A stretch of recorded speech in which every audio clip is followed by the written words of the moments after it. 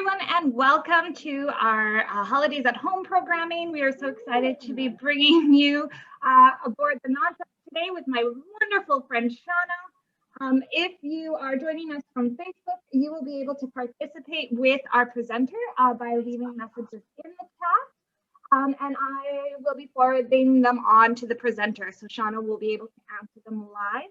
As well. So with that being said, thank you so much for joining us and a big welcome to Shauna.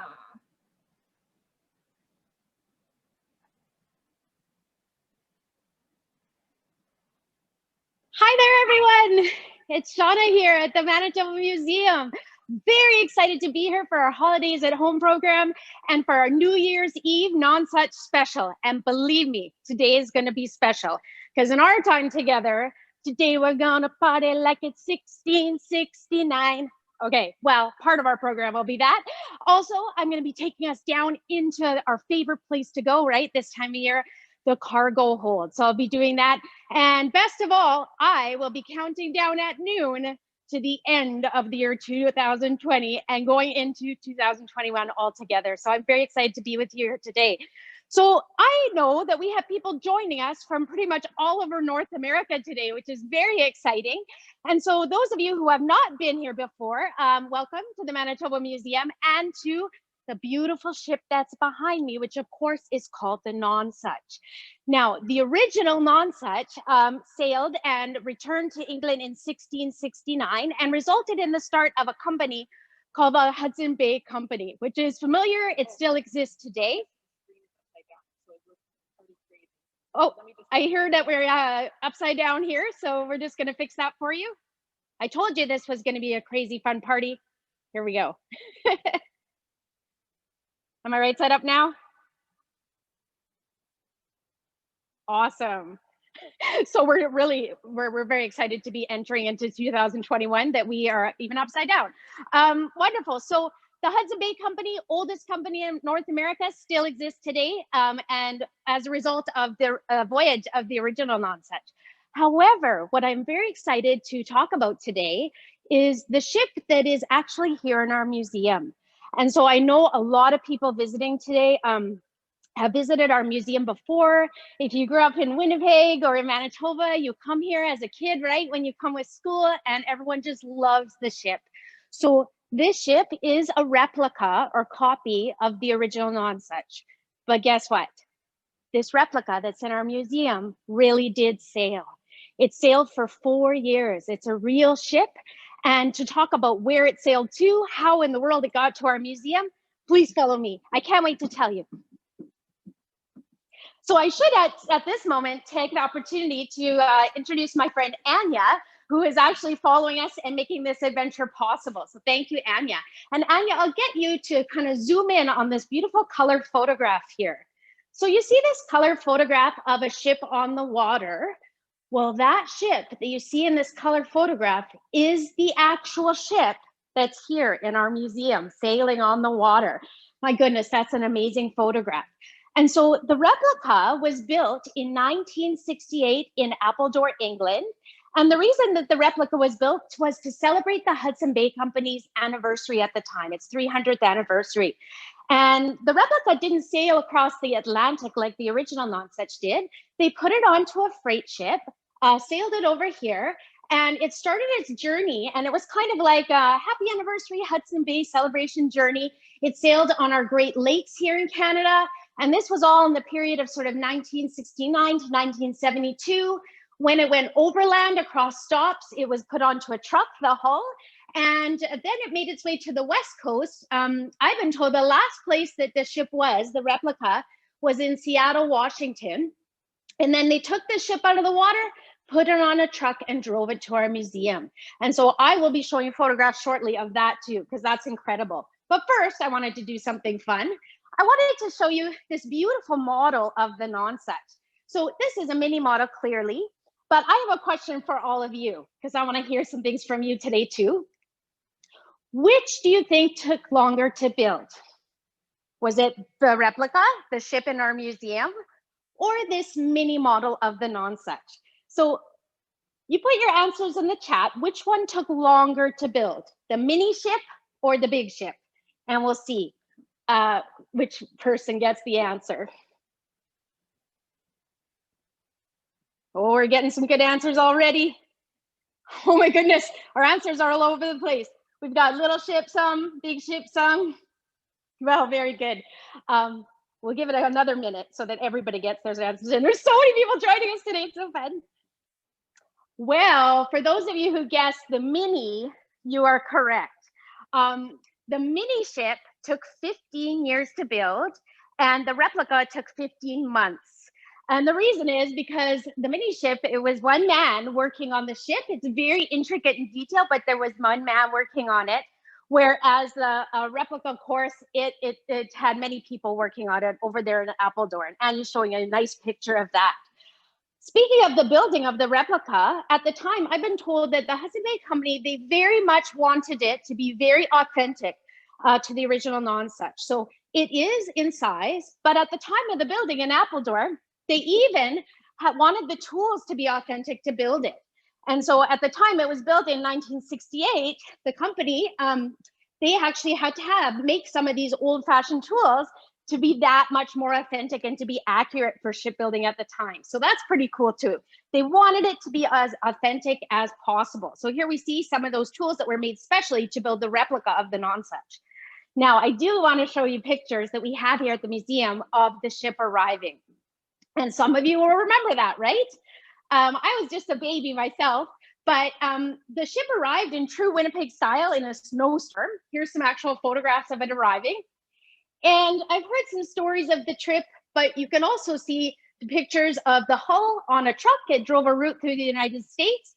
And then when it arrived here, it was lowered by crane into the space it's in now. So the building or the room did not exist, the gallery. I've been told it was a staff parking lot at the time, actually, and they lowered it by crane. They rigged up the ship and they built the gallery around the ship, and it opened in 1974, the gallery. So absolutely amazing. If you ever wondered how the Nonsuch got in here, it's like a ship in a bottle, so to speak. So it can't leave, but we don't want it to because it's so awesome and amazing. So that's the story of the replica sailing.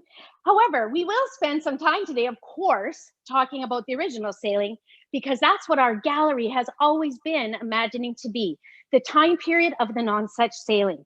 So the Nonsuch, the original one, set sail in 1668, and it made its way to the base, the very base of Hudson Bay. And the community today that's in that area is Waskaganish, Quebec. They traded for furs. It was a trading ship, and it sailed back to England. We're having some technical issues. Oh. Can you just tell them we're just going to pause? We're just going to pause because I think we're having a little bit of technical issues. So we're just going to try that. Some people are still saying I'm upside down. It must be the year 2020, right? We'll give it a moment to resolve this, folks.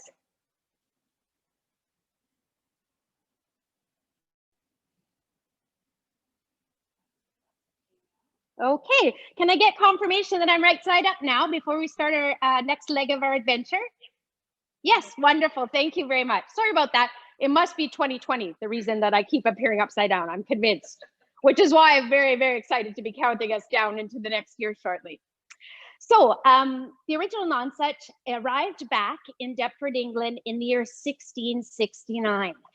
And for those of you who have visited our gallery in person, our gallery is meant to be the year 1669. The Nonsuch has just returned from its voyage back to England, and it's a little town called Deptford, England.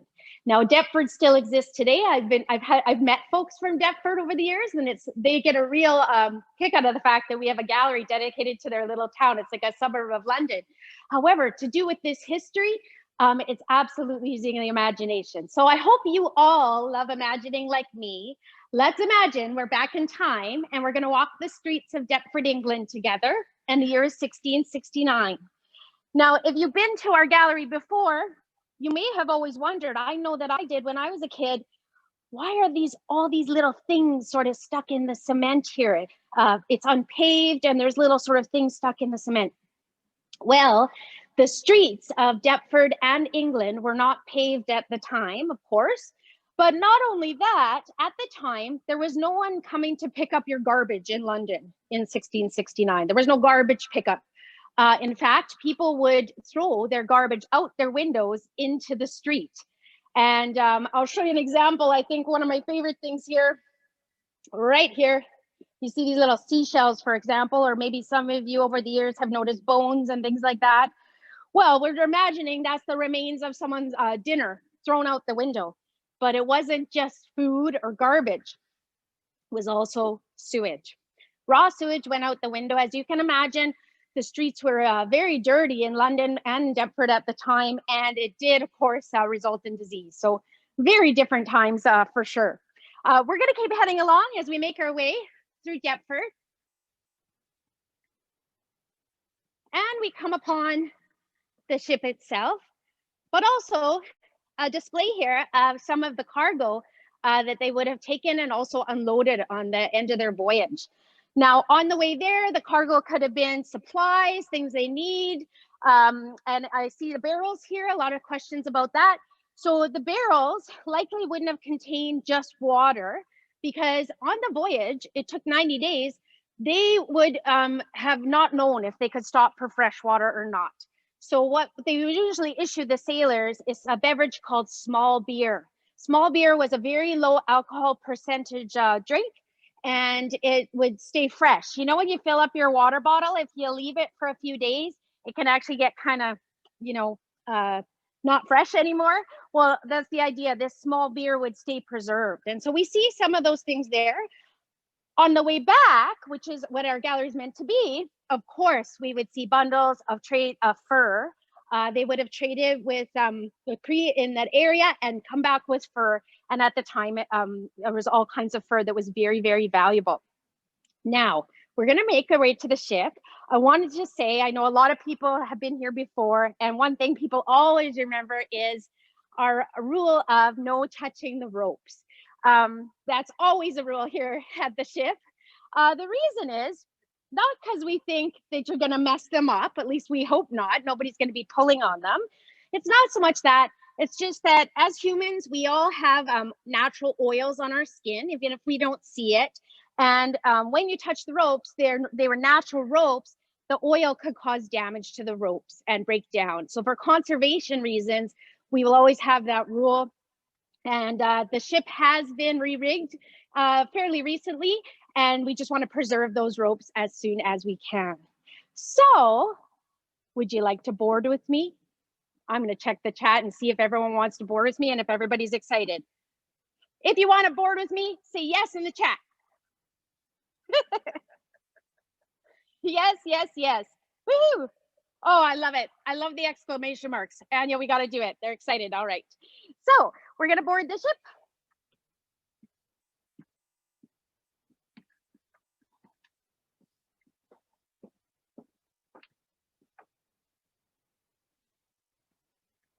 Now, the first thing I'm going to say is, because I get a very common question, how many people were on the original Nonsuch? How much of a crew was there? So I'll say that right off the bat in case I forget to say it later. The original crew had approximately 12 men. So we know there were 4 officers. The captain of the original was Captain Zachariah Gillum. And then they had a mate, a surgeon named Pierre and de Grossier, and then approximately 8 sailors. That's because we're going off the Hudson Bay Company supply list. So that was the crew. But what I'd like to do first today, and why I said this is a special, a New Year's Eve special, is I would like to take you all down into the cargo hold. So the cargo hold normally is not accessible to visitors or even me. We usually go down there, we open it up about once a year at this time of year for our visitors, and everyone loves it. It's fascinating and it's a fun place to go. The cargo hold itself, of course, the function of it would be literally where the cargo was stored, but it was also where the sailors would sleep. The sailors did not get beds. They would sleep taking turns in shifts around their jobs that they were doing in the cargo hold. And so just to make it super fun, we thought today that we would go in the way that the cargo would have gone in, which is in the cargo hatch. So we've opened up the hatch today. And we are going to make our way down as if that's the way the cargo would have gone down through this hatch in the original Nonsuch as well. So we're going to do this safely though, because it is a straight up and down. Oh, excellent question. I had a lot of people ask that. Why is it usually off limits? Well, it's not that it's not safe or anything. It is a small space, but of course the ship itself is an artifact. So we are always preserving and protecting the ship. It's mainly dark, although we've got a light today, but mainly because we would have to have, for safety reasons, just because it is a small space, we would always have to have somebody down there, and we usually have somebody up here on the ship. So just to protect the ship as an artifact, we don't have somebody down there all the time. So it's a very special thing that we can do it, and we can bring people in and have visitors to be able to open up the cargo hold for safety reasons. The stairs are straight up and down to the hatch. So when I go down today, even I'm going to be very careful, and Anya and I are going to make sure that we pass the camera so that we both are careful on the stairs. All right, so I'm going to head first. And I actually don't have a lot of issues with being in the hold. I love it because I'm very small. But anyone who is tall or regular height, we have to really watch our heads when we go down into the cargo hold.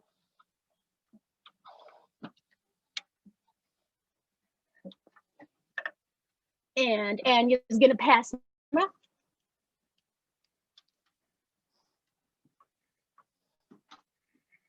And while we're waiting for Anya, I'll just give a little bit of a view down here in the hold.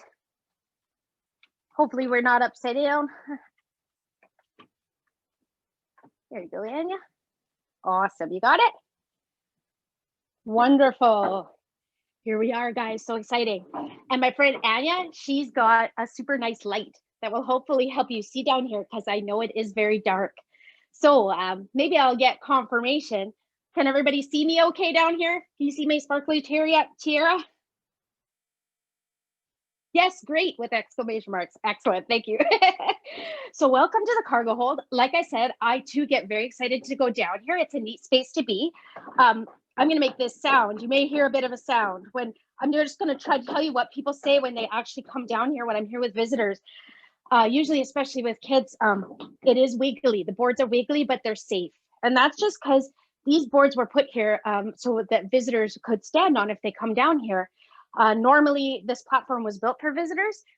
If this platform wasn't here, it would be flush like you see on the other side. And so it is safe. The boards are just a little wiggly and they make a little bit of noise.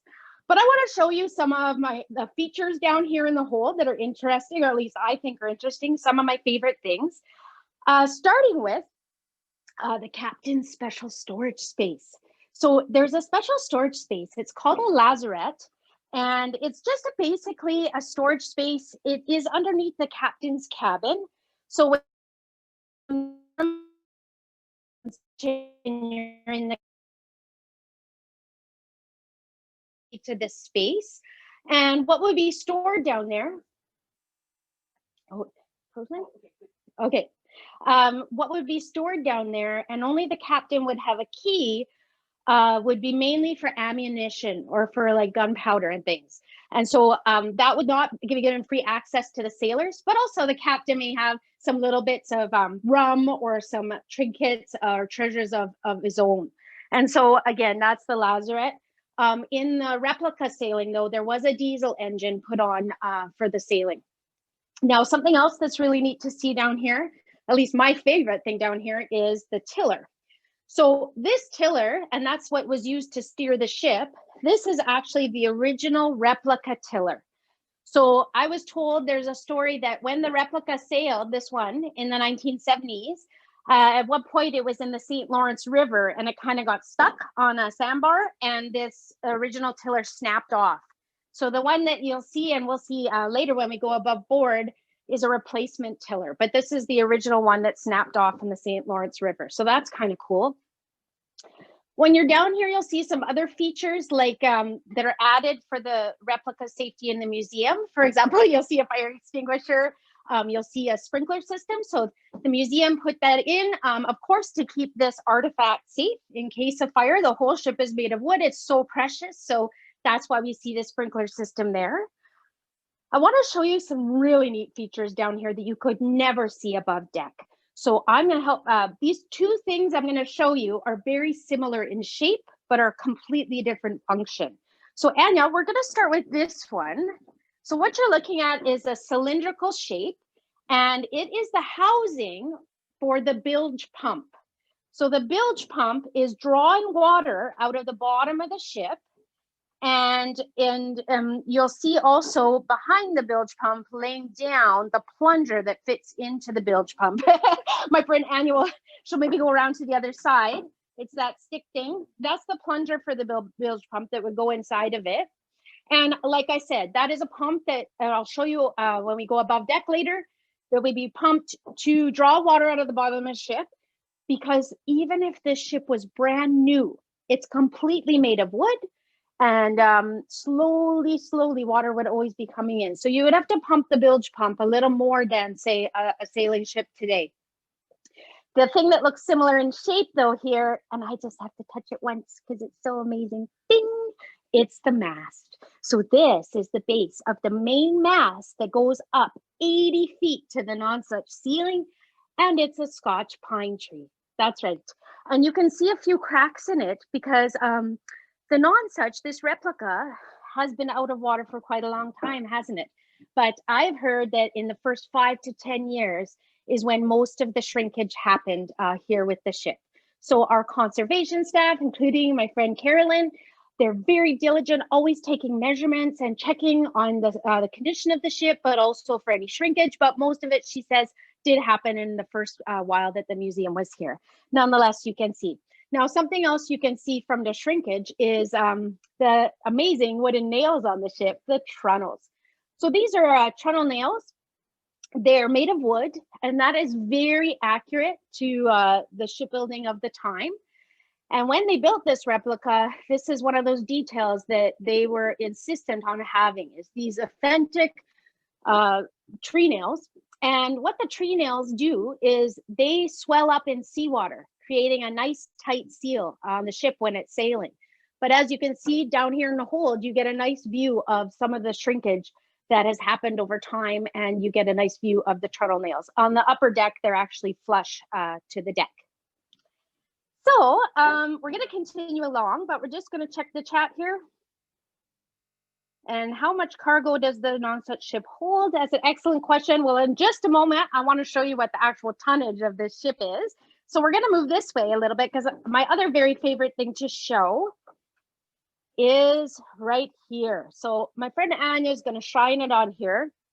I told you that this replica sailed on our Great Lakes off the coast of Vancouver. In order for this vessel to sail in Canadian waters, it had to be registered at the time to sail for the Canadian government.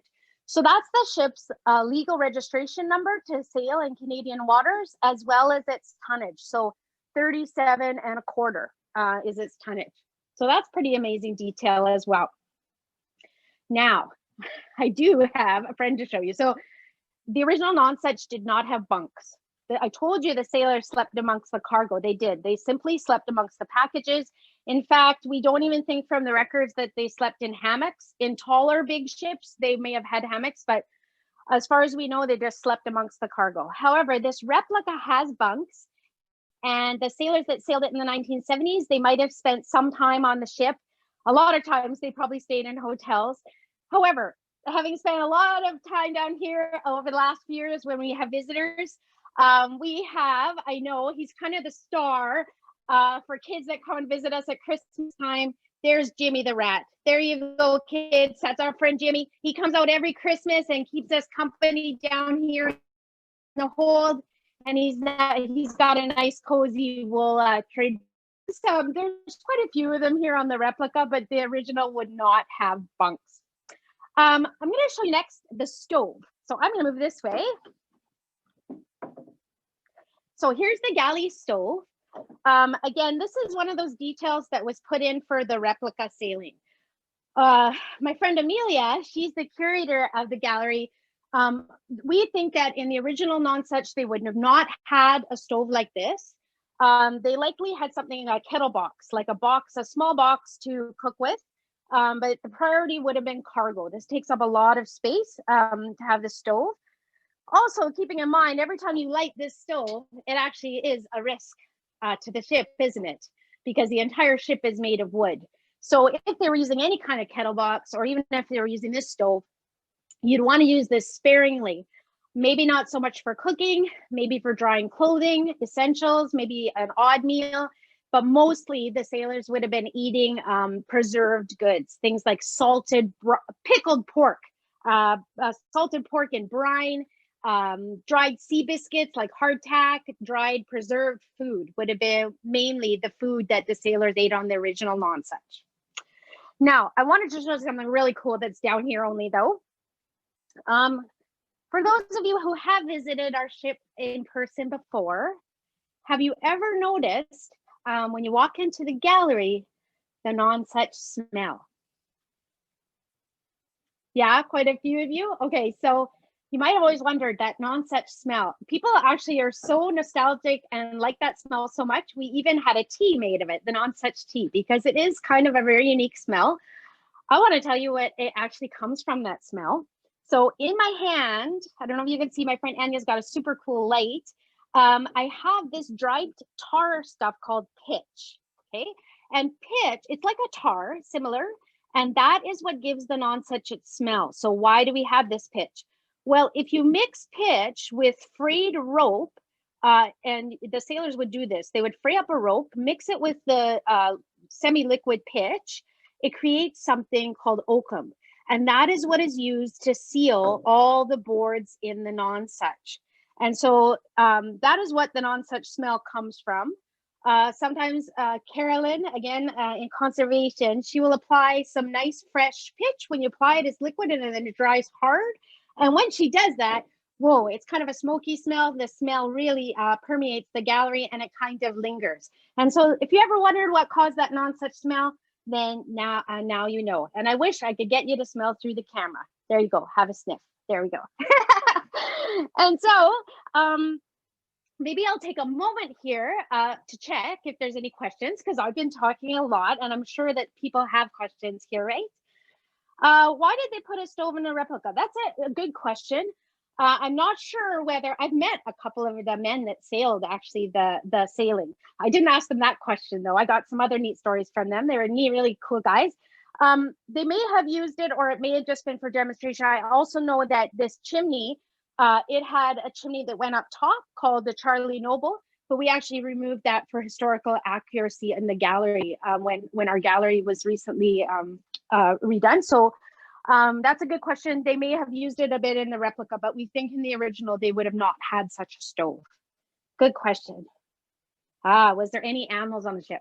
Well, I like to imagine there was. Of course, we don't know if there was a Jimmy, but it's not a stretch of imagination that there may have been some stowaways, but we don't have anything from the records to show whether there was actually any animals on the ship. We just like imagining. And what is the stairway behind you? Okay, so that is an excellent question. So that stairway would not have been in the original. It was built for visitors actually. And it is another way to get into the hold area. So that way it comes from the the captain's quarters, and it's just another way to access. So when we do host hold tours in person, it's kind of neat for the flow of visitors because we get so many visitors that we have some people come in this way. And it's not quite as steep as the hatch cover.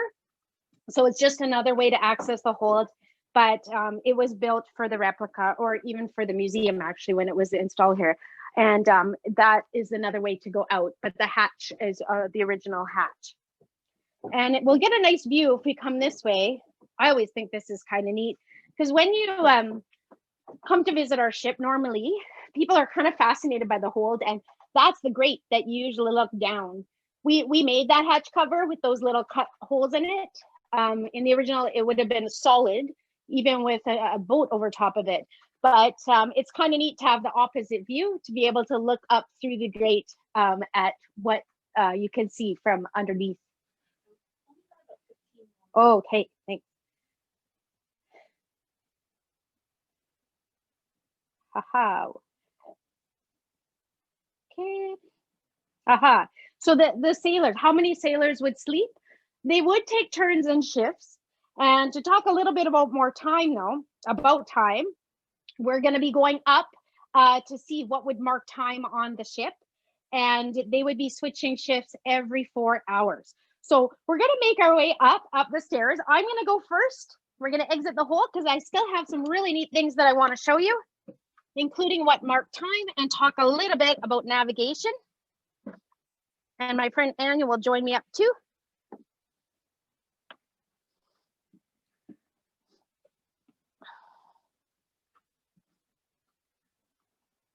Okay. Make sure that Anya's okay. Very important. Watch your last step there. Okay. Oh, we made it. The air is fresh. The light is bright. I wanted to show you a few things here on the ship. First of all, on the upper deck, there's a lot of things to see, but there would be 2 anchors. Each one is 500 pounds. So 1,000 pounds total at anchor when the ship is in sail. How are they gonna lift those anchors? Well, and Anya's showing you one of the anchors right now. I just wanted to point out the gear system here. It's called a windlass. And how it would work is 4 sailors, each getting one of these sticks, insert the sticks in the slot, and working together, heave ho, and use the windlass to draw up the anchors. So that is really, really neat to see. I also wanted to point out that there would have been cannons aboard the original Nonsuch. And so we display the cannons over on the quay side, but both in the original and the replica, there were 6 cannons aboard. We display them on the quay side because otherwise it gets too squishy up here. But you would, the cannons would be pointing out these holes that you see. And the records show that in the original Nonsuch, they never had to use them. And there you'll see the cannonballs. They're 2.5 pound shot size. And they never had to use them. But I get a lot of questions here and imagining about pirates. So the Nonsuch ship was not a pirate ship. It was a trading ship, as we talked about. But do not despair. If you're interested in pirates, I always say it's okay to think about pirates because there were pirates around when the Nonsuch sailed in 1668 or 1669. And they didn't run into any trouble. They didn't have to use those cannons. But if you were to run into pirates, does anyone out there know, if you had a cannon, what part of the ship would you aim at? What part of the pirate ship would you aim at if you wanted to stop those pirates? Aha, I got some good guesses here, good answers. Well, some people guessed what I did the first time, the hull, which means the wooden part of the ship. But other of you know that it would actually be another part of the ship. So cannons are not easy to fire. Those ships, especially the tall ones, are really big and the wood is very thick. So if you aim for the hull, it probably would just put a dent in them. But the one part of the ship where you could stop that pirate ship cold would be the sail, right? The entire ship is powered by wind. If you tear a hole in the sail, you're going to stop that ship cold. So there you go, a little cannons and pirate facts, but it's still fun to pretend, but the Nonsuch was a trading ship. Now, how are we going to steer this ship? Anya, let's go up to the super fun upper deck.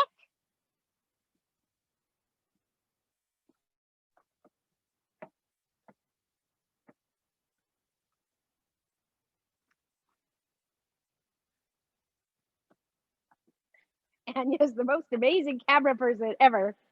Thank you. All right, so here we are. This is the stern or the back of the ship. The nickname for this is the poop deck. That's right, I said poop, but not like, you know, poop poop. The reason is this, the nickname for the poop deck is the Latin word for stern is pupus. And so that's how this deck got a nickname. And this is the perfect spot to steer the ship. Here's the tiller I talked about. Notice there's no steering wheel. So England was not using the steering wheel in 1668. They were using the tiller, this technology, to steer the ship. And this was a really hard job. I mean, you're in all kinds of weather. This is very heavy, was not an easy shift. And so we still have a saying in Old English that some people still say today. Have you ever heard anyone say after a long day of work or school, "Oh, I'm so pooped out"? Well, that comes from a hard shift up on the poop deck. So sometimes in English, we have sayings from Old English. Now, also up here is the cabinet with the compass in it. So the sailors would have to take readings at night, but also in the day. And because they would need to take readings at night, they needed some source of light. So in this cabinet, there would be a candle. The candles in those days were made of beef tallow or beef fat. And so those candles could be very, very smoky. So if you ever wondered, there's a little chimney here. That's the reason for the little chimney on the cabinet, is because of those very smoky candles. Now, one of you were asking before about time and about when people would sleep. Time was extremely important and is on a ship.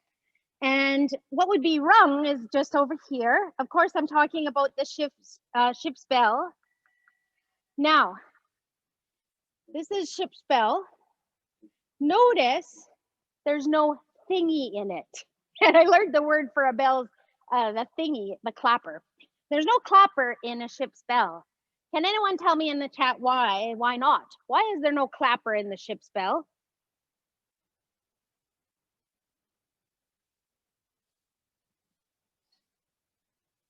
Why is there no clapper in the ship's bell?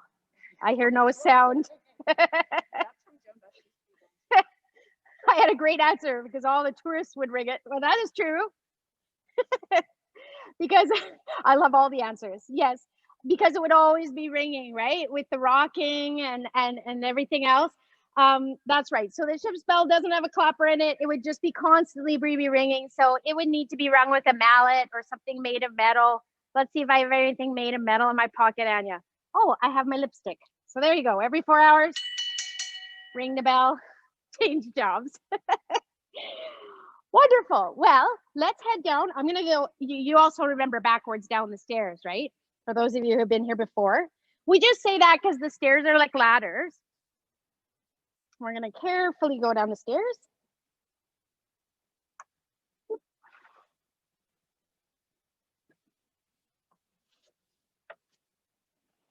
And last but not least, shall we go into the captain's quarters? So the captain's quarters, this is where the officers, but also the poor officers would spend their time in here. The sailors would not go into this area. I think we're okay for light. So we're going to head in and take a peek because everybody's always excited to go in the captain's quarters. And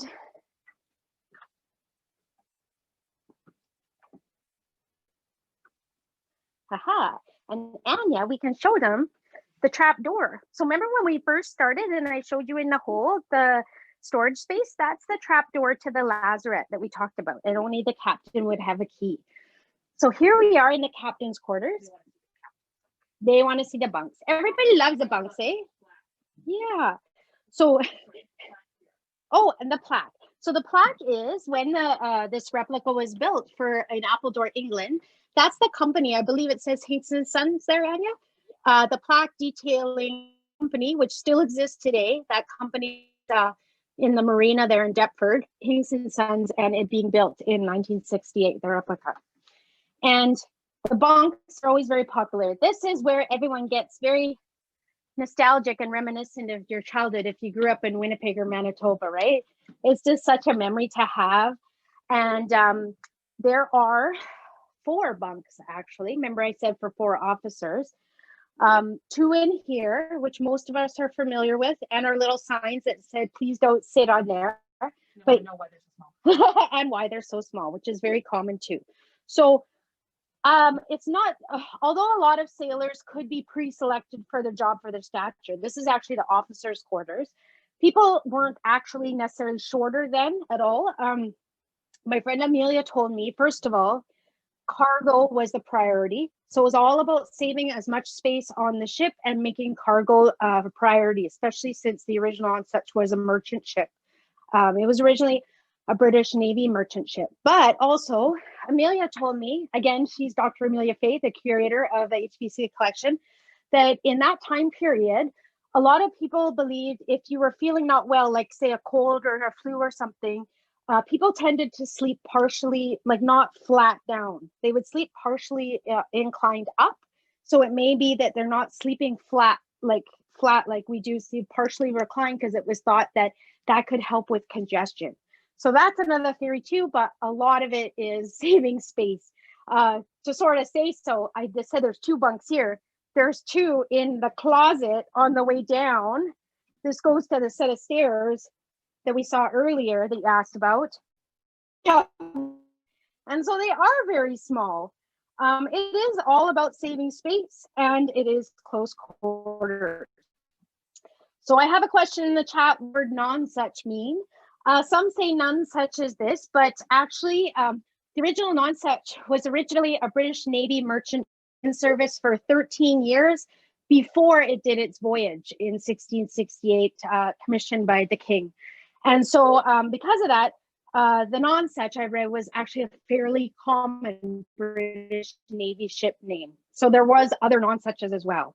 And by the way, if anyone's wondering, the big question, what happened to the original Nonsuch, right? We don't know. All the records show, the HBC records, is sold to private owner. So it disappeared from the pages of history. They didn't know until the next year, 1670, that the Hudson Bay Company even started. And nobody knew if that was going to be a successful company or not. So at the time, it was just sold to private owner, and then we don't know. So this replica was built off of the schematics that the British Navy had of the original. So it's kind of fascinating. And it is built to the exact too. This of the ship is very small. It's called a ket, because they knew that when they brought the Nonsuch to Hudson Bay, that the Hudson Bay would freeze and they were going to have to pull the ship out of the water. So that is something too. I wanted to point out something else to mark time, because we were talking about time. Here's what you're measuring time with, 1668. And of course, that would be hourglass, right?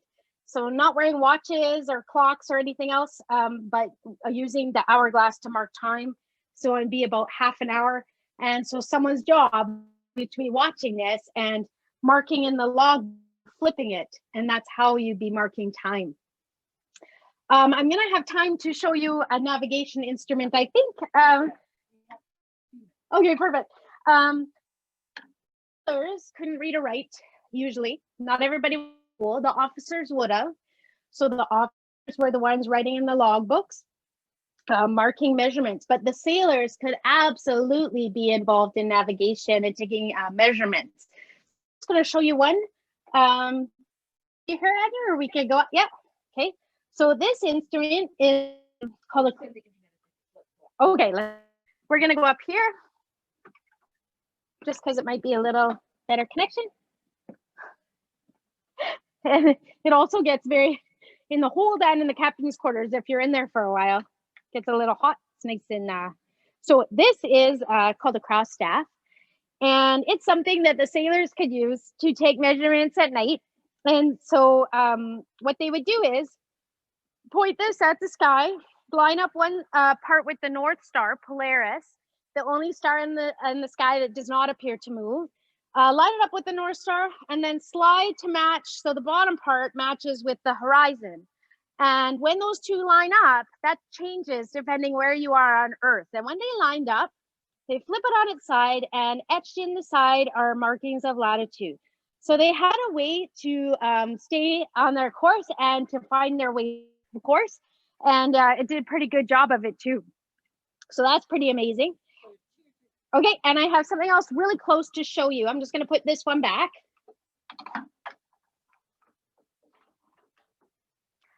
Remember when we were down in the hold and I showed you the housing for the bilge pump? I wanted to show you what it looks like on the upper deck. So when you come and visit the ship in person, this is something you can check out anytime. And this would be the upper part of the bilge pump and what is used to pump it. So there'll be a stick in here. You're pumping it up and down. You can see down actually into the hold. And the water is going to flow out here and out of these little holes in the side of the ship called scuppers. And I don't know if we can see one of those, Anya. Scuppers. These scuppers are all along the side of the ship, and it's what the water will run out. It's also how the water runs off the deck. So when you first board the Nonsuch anytime, one of the first things visitors will say is, whoa, they feel all slanty, and it's not your imagination. It is slanty. It's built at a slant because, of course, there's no roof. And so when it rains, the water can just slide off and go out those scuppers. So it's not your imagination that this deck is built at a slant, and it's for a reason, to not have any water built up on the deck. And so maybe we'll take a moment. I'll check if there's any more questions here. And the time too, we gotta check. Okay, how's the internet now, everyone? Good? I had some comments that it was maybe freezing up a little bit. Good, he says. Okay, excellent. Oh, Anya's giving me a signal that it's almost time to maybe not be time traveling in 1669 anymore. Is that right, Anya? Is it almost time that we're going to be bringing in the shiny new year of 2021? Okay, well, give me a moment because I got to get ready.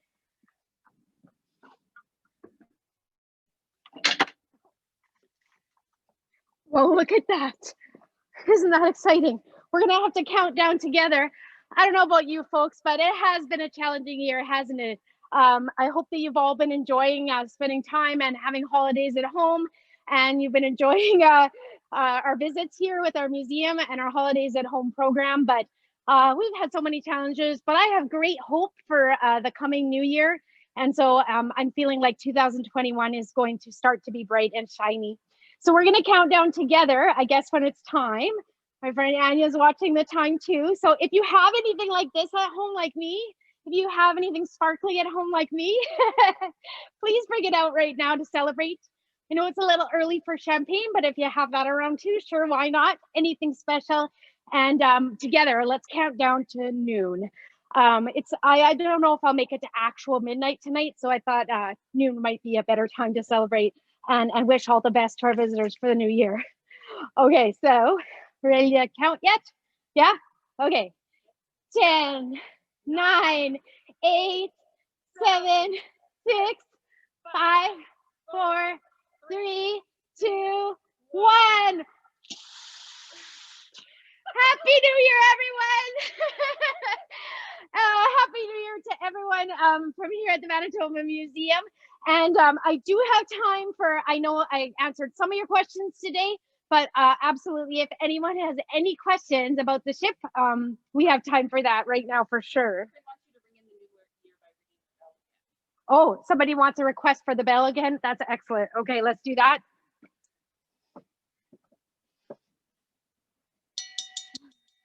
Excellent idea. Okay.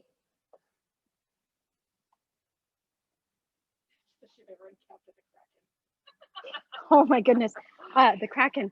I have I'm very enchanted by Scandinavian holiday creatures. I learned a lot myself when I was doing holidays at home this year. That was one good thing about, you know, staying at home. A lot of time to learn and a lot of time to see information. That's cool. Okay, how long has the Nonsuch been here? So this ship has been in our gallery. It opened in 1974. And the original ship sailed in 1968 from England and then back to England in 1669. It was the next year, 1670, the King of England started the Hudson Bay Company by charter as a result of that voyage.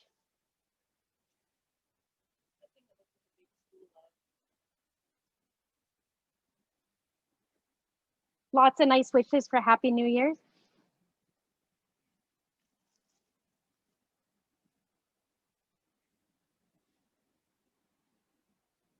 Oh, the big thing that looks like a spool of thread just above the placket. Ah, okay. My last thing that I'll show, a visitor asked about the log line. I can't resist, Anya.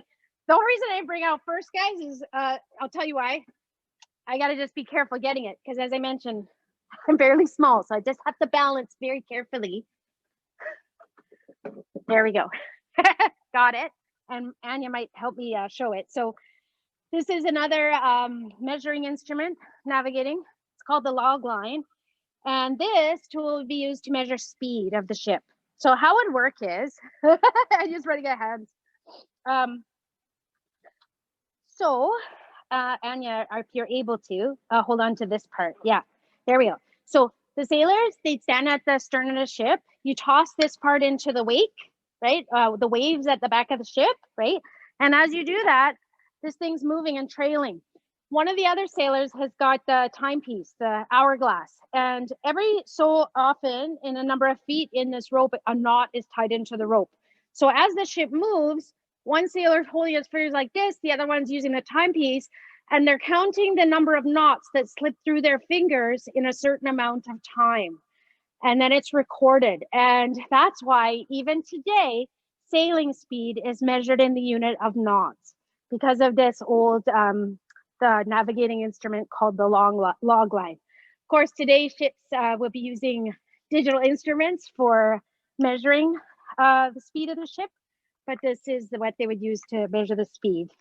Can I give a shout out to Joan Buss? Okay. Can you say that? And my friend Anya would like to give a shout out to Joan Buss, One of our wonderful Nonsuch volunteers. who is our wonderful Nonsuch volunteer. So thank you very much for joining us today, Joan. And I'm just going to put this back.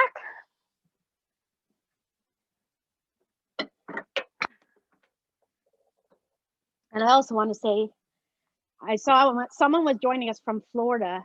I visited Florida last year, and please say hi to the manatees for me because I love manatees. Everybody knows that about me. All right. Well, let's see if there's any more questions. Italy, my goodness, I would love to go to Italy and England one day when COVID's all over. I would love to go. That's amazing. All right, well, I think we're gonna wrap things up. I wanna say thank you very much for everyone for joining me here today. It was so amazing to have people joining us from literally around the world and showing them the ship. And I wish everyone the very best in 2021. Happy holidays from the Manitoba Museum. And thank you very much to Travel Manitoba for sponsoring our program today. Thank you.